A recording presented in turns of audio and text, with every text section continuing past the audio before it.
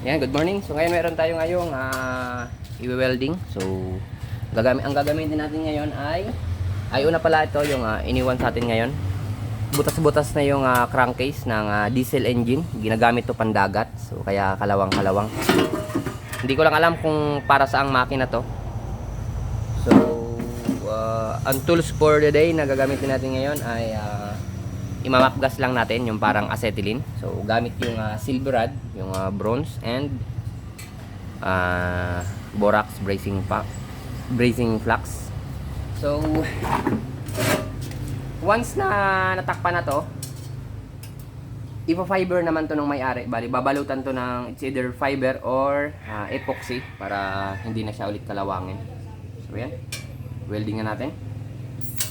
Actually hindi welding yung tawag dito, bracing lang. So yan, unahin natin tong paba. Yan, crack yan, crack. So bali binutasan ko na yung kabilang dulo para hindi na umabante pa yung crack nya.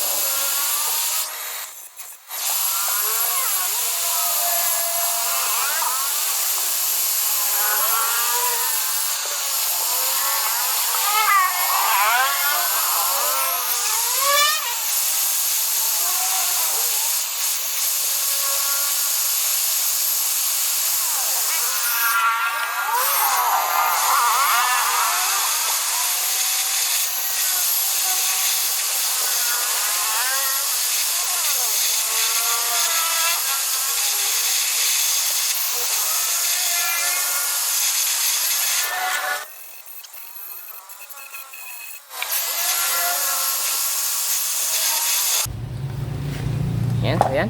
Tapos na natin. Ayan na, tapos na. So yan, konting linis na lang. So, bali hindi na natin yan i-grind kasi ipa-fiber naman to or epoxy, babalutan naman yan lahat. So, yan. Thank you.